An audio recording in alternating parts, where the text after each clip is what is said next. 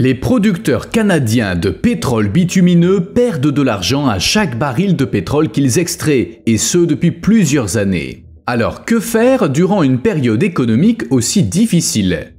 Extraire encore plus de pétrole et continuer à essuyer des pertes. Suncor Energy, le plus gros producteur canadien de pétrole, a déclaré une perte nette de 1,9 milliard d'euros au quatrième trimestre 2015. Imperial Oil, un autre géant du pétrole, a gagné 1 milliard d'euros la même année, ce qui est beaucoup moins que les 3,5 milliards que l'entreprise avait gagné l'année d'avant. Les producteurs trouvent du pétrole, ils le vendent et pourtant le Canada perd de l'argent. Comment c'est possible? Et pourquoi personne ne met fin au problème?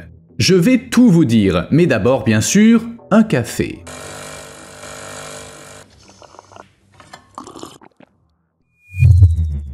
Voici un rappel discret de faire ce que vous savez sous la vidéo, et merci à vous pour ce que vous savez. Quand on parle de pétrole canadien, on se doit d'évoquer la catastrophe ferroviaire de Lac-Mégantic. Elle s'est produite assez récemment, le 6 juillet 2013. Un samedi, peu après 1 h du matin, un train transportant 7,7 millions de litres de pétrole brut a dévalé une pente en direction de la ville de Lac-Mégantic. Pendant 11 km, le train a pris de la vitesse encore et encore, tout feux éteints, sans prévenir de son approche. Finalement, à la vitesse de 105 km/h, bien trop vite pour un train de marchandises, il a atteint le centre-ville et il a déraillé. Du pétrole brut s'est répandu et a immédiatement pris feu. D'après les témoins, la nappe de pétrole a donné naissance à une boule de feu 3 fois plus haute que les bâtiments.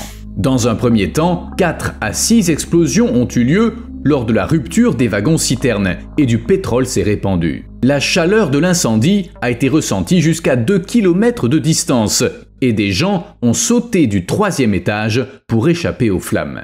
Le pétrole brûlant s'écoulait sur le sol, il se déversait dans les égouts, se propageant de plus en plus, faisant grossir l'incendie. On pouvait même voir les flammes depuis l'espace. Les gens couraient, essayant de se sauver, mais malheureusement tout le monde n'a pas survécu, et les victimes ont dû être identifiées grâce à des échantillons ADN et dentaires.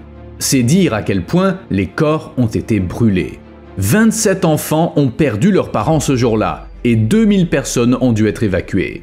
40 bâtiments ont été détruits, dont la bibliothèque, et des millions de litres de pétrole se sont répandus dans le sol et dans la rivière voisine. 47 personnes ont trouvé la mort, faisant de cet accident ferroviaire le 4e le plus meurtrier de l'histoire du Canada. Par la suite, les experts ont identifié plusieurs causes, dont le fait d'avoir laissé le train sans surveillance sur la voie principale, un problème avec les freins manuels et l'absence de freins de secours. Où je veux en venir? Eh bien, une telle catastrophe pourrait se reproduire. Les règles de sécurité ne sont toujours pas à la hauteur. Les systèmes de freinage sont obsolètes, les wagons-citernes n'ont pas été conçus pour le pétrole et aucune mesure de sécurité supplémentaire n'a été mise en place. Ces trains ont également tendance à dérailler plus souvent que les autres. En effet, ils sont longs et lourds et le ballottement du liquide dans les réservoirs peut avoir un impact important. Par ailleurs, le Canada prévoit d'utiliser le rail pour le transport du pétrole encore plus qu'avant. Notamment car la situation des oléoducs canadiens n'est pas terrible. En fait, pour faire simple, il faudrait en construire de nouveaux, mais les investisseurs manquent et le gouvernement refuse de s'engager clairement. L'industrie pétrolière canadienne a besoin de ces oléoducs si elle veut pouvoir exporter son pétrole bitumineux vers l'Asie. La situation est désespérée pour les producteurs, à tel point que la gouverneure de l'Alberta, Rachel Notley, a suggéré que le gouvernement investisse dans le transport ferroviaire. Vous voyez le problème. Le Canada a l'intention de transporter plus de pétrole par rail que jamais, malgré les risques pour la sécurité et l'environnement. Et bien que le transport du pétrole par rail soit plus coûteux que par oléoduc. Cette méthode présente l'avantage d'atteindre des ports à partir desquels le pétrole peut être exporté. Mais l'industrie pétrolière canadienne étant en difficulté, elle envisage toutes les options, car la production ne faiblit pas, et on parle de grandes quantités. Il faut bien en faire quelque chose. En juin 2018, le Canada a battu son record d'exportation de pétrole vers les États-Unis, franchissant la barre des 3 millions de barils par jour. Ce record a coïncidé avec un autre, celui des expéditions ferroviaires de pétrole du Canada vers les États-Unis. Depuis, les records ne cessent d'être battus et la quantité de pétrole extraite et vendue ne cesse d'augmenter. En fait, depuis début 2022, la production de sable bitumineux, donc de pétrole, en Alberta est montée en flèche, dépassant les niveaux de 2014.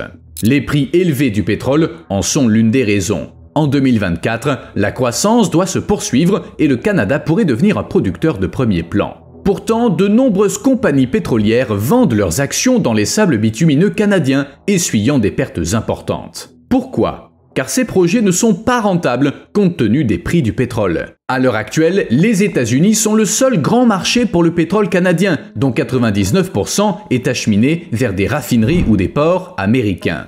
Seule une quantité infime est acheminée vers la Chine, le Royaume-Uni, l'Espagne et l'Allemagne. Mais les raffineries américaines adorent acheter du brut canadien bon marché. Qui renoncerait à acheter une chose utile à bas prix ? Après tout, certains sont bien prêts à acheter des choses dont ils n'ont pas besoin. Mais c'est pas le sujet. Il y a quelques années, le baril de pétrole Western Canadian Select coûtait 18 €, soit 47 de moins qu'un baril de pétrole américain comme le Western Texas Intermediate. Et comme personne d'autre ne veut du pétrole canadien, les acheteurs américains continueront à faire de belles économies.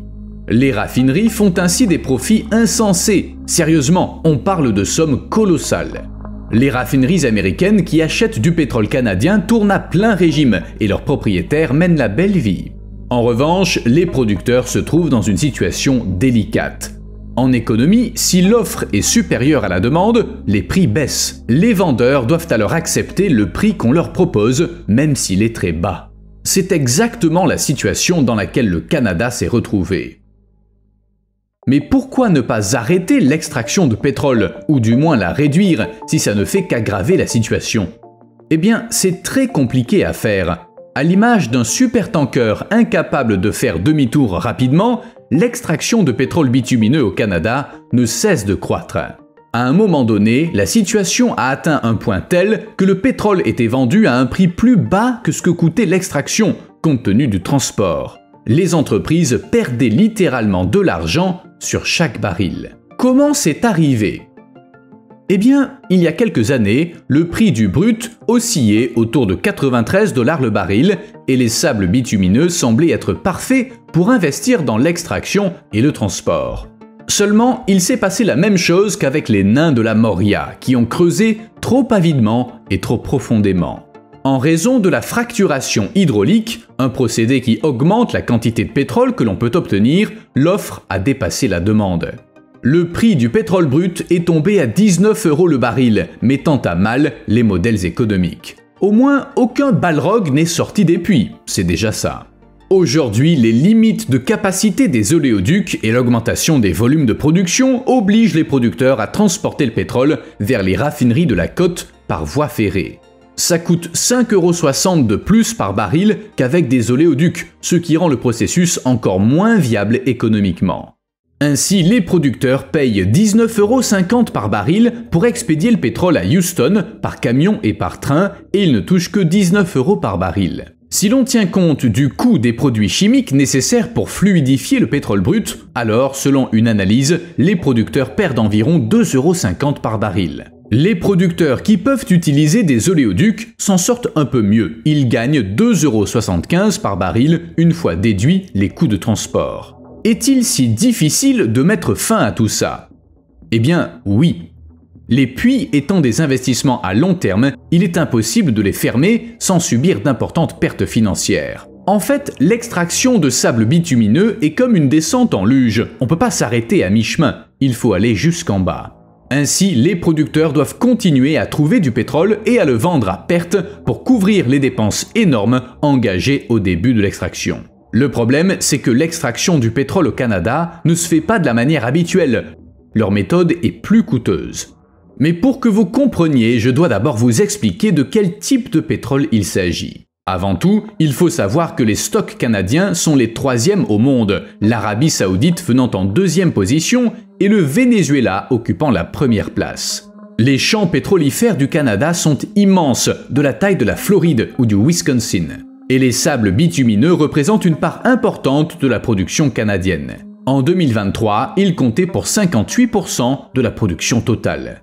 Les champs pétrolifères sont situés dans le nord-est de l'Alberta et il y a des gisements de pétrole lourd dans le nord-ouest de l'Alberta et dans la région de Cold Lake en Alberta et en Saskatchewan. Le principal dépôt de sable bitumineux a une superficie de 142 000 km². Oui, c'est énorme. Ces dépôts sont un mélange de sable et d'argile, d'eau et d'un type de pétrole appelé bitume, du pétrole trop épais pour s'écouler. À température ambiante, le bitume ressemble à du beurre de cacahuète ou à du sirop figé. À basse température, le pétrole bitumineux est aussi dur qu'un pallet de hockey. On ne peut pas le pomper, aussi les producteurs canadiens ont dû imaginer des méthodes d'extraction. La première est l'exploitation à ciel ouvert, utilisée lorsque les gisements se trouvent à moins de 70 mètres de la surface. Oui, c'est pour ça qu'on l'appelle exploitation à ciel ouvert. Environ 20% des gisements sont assez proches de la surface pour être exploités de cette manière. De grosses pelles chargent les sables bitumineux dans des camions-bennes qui les transportent vers des concasseurs où les gros morceaux sont brisés. Ensuite, les sables sont mélangés à de l'eau chaude et pompés vers une usine appelée pré-raffinerie où le bitume est séparé des autres composants et ces composants ou résidus sont traités séparément. Il existe une seconde méthode. 80% des gisements de sable bitumineux sont trop profonds pour être exploités à ciel ouvert, d'où la nécessité de travailler in situ. In situ est un terme latin qui désigne un lieu où on réalise des expériences, des observations et des études. En fait, on peut le traduire par sur place ou par ici et maintenant sans avoir à se déplacer. Voici comment fonctionne cette méthode. Le bitume est séparé du sable et de l'eau en sous-sol au niveau du gisement. Pour ce faire, on chauffe le bitume afin de le liquéfier pour le pomper en surface. Ça nécessite beaucoup d'eau ainsi que la combustion de gaz naturel pour créer de la vapeur qui est pompée sous terre pour liquéfier le bitume. Tout ça nécessite une énorme quantité d'énergie. En 2018, par exemple, les producteurs de sable bitumineux ont consommé 30% du gaz naturel brûlé au Canada. En 2019, 219 milliards de litres d'eau ont été prélevés dans les rivières, les lacs et les nappes phréatiques de la région. Et il ne suffit pas de pomper l'eau sous terre, il faut la récupérer après. Une fois sa tâche effectuée, elle est tellement imprégnée d'hydrocarbures, d'acide naphthénique et de métaux lourds cancérigènes qu'il faut absolument l'extraire. Et bien sûr, il faut la nettoyer, ce qui coûte cher. En fin de compte, le pétrole bitumineux, en tout cas celui extrait au Canada, est le plus cher à produire dans le monde entier. Ce pétrole est lourd et le pétrole lourd n'est pas le meilleur. Mais à une époque, sa recherche était populaire, car contrairement au pétrole ordinaire, les coûts d'exploration étaient quasiment nuls. Qui aurait pu savoir que ça mènerait à de tels problèmes ?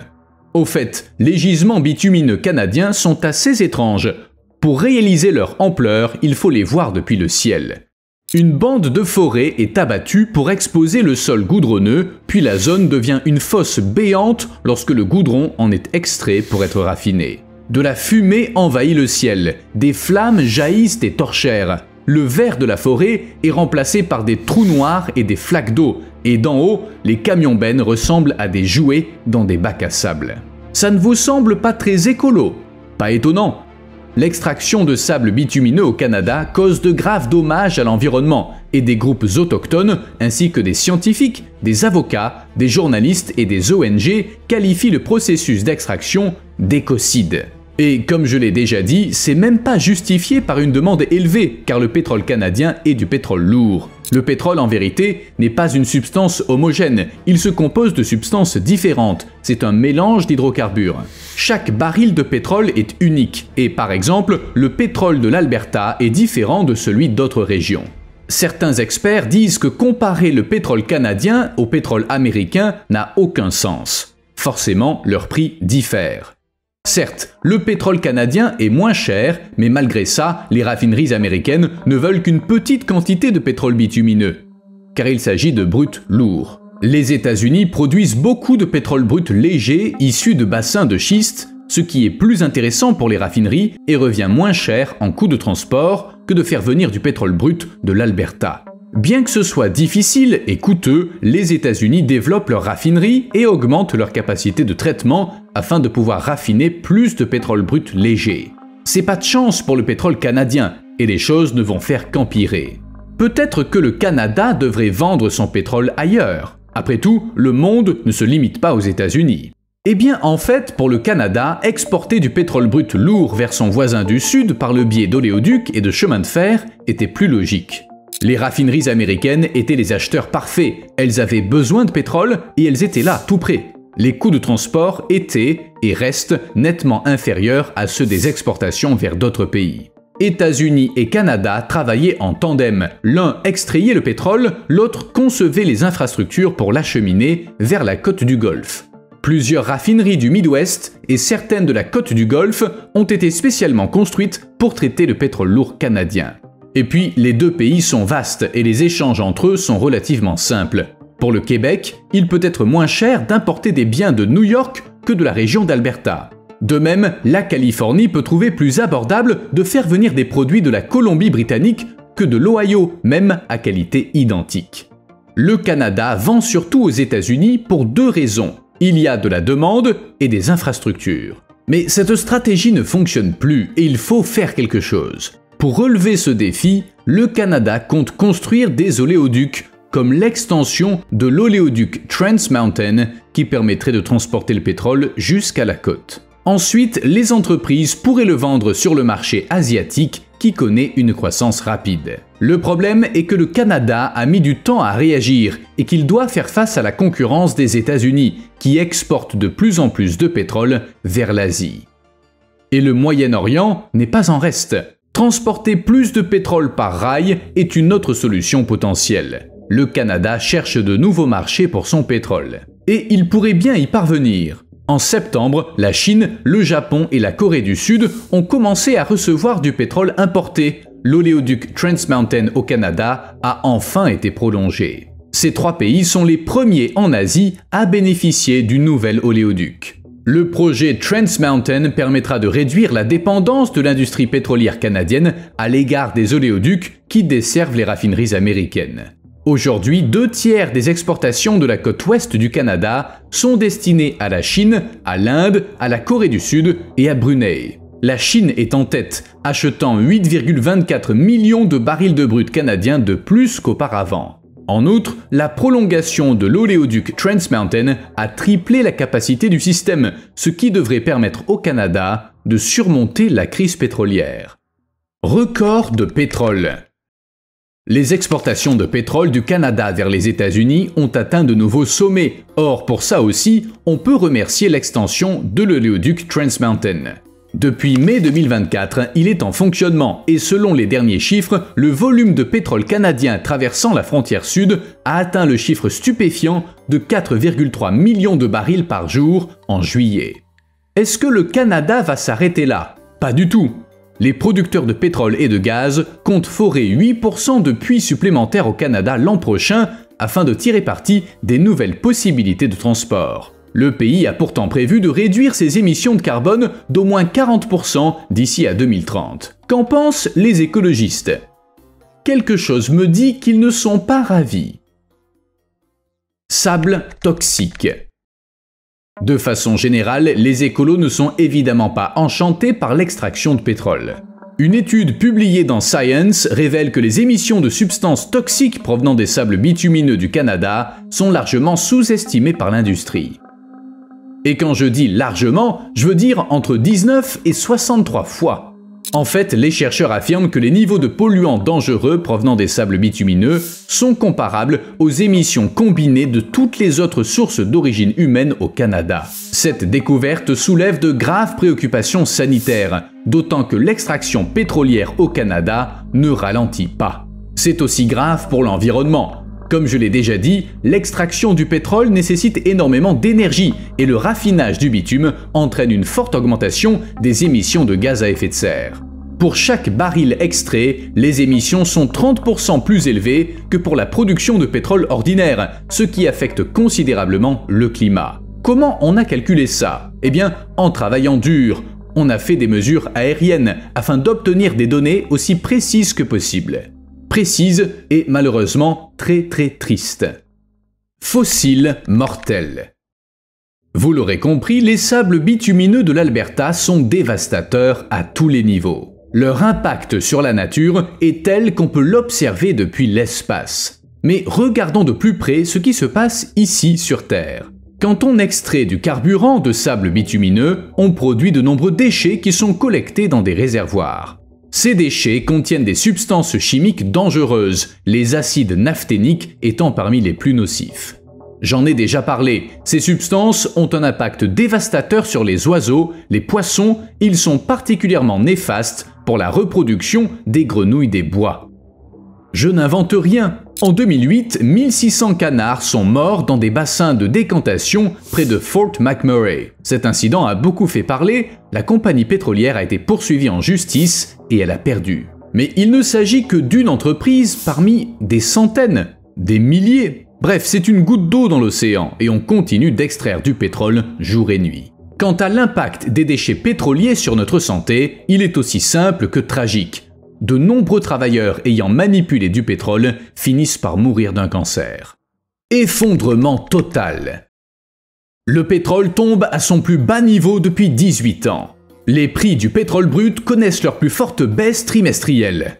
Le Canada est la première victime de la guerre des prix. Il y a 4 ans, ces titres ont choqué le monde entier. La pandémie de Covid a eu un impact dévastateur sur la vie des gens, mais aussi sur l'économie mondiale. À l'époque, l'industrie pétrolière de l'Alberta, déjà connue pour sa volatilité, s'apprêtait à subir les conséquences des fluctuations du marché. Jugez-en par vous-même, la demande diminue, l'offre est excessive et les prix s'effondrent. Qui ne serait pas anxieux ? La panique sur le marché du pétrole était telle que les gens étaient prêts à vendre à prix négatif. Oui, je suis sérieux, prenez-le, débarrassez-moi de ce truc noir dont je ne sais que faire. Les prix du pétrole avaient déjà baissé par le passé, mais ils n'avaient jamais atteint les niveaux vus pendant la pandémie. On pourrait croire que les entreprises auraient constitué des réserves pour recommencer à vendre une fois le marché stabilisé. Mais c'est pas si simple que ça. À cause de l'offre excédentaire au niveau mondial, les entreprises se sont retrouvées à court de lieux de stockage. Et on n'aurait pas pu arrêter d'extraire du pétrole pendant quelque temps. Je l'ai déjà dit, c'est compliqué. Contrairement à des méthodes plus adaptables, les opérations à grande échelle dans les sables bitumineux du Canada ne peuvent pas être interrompues sans conséquence. En résumé, Covid 1, pétrole canadien 0. Et vous me devez un like. À plus.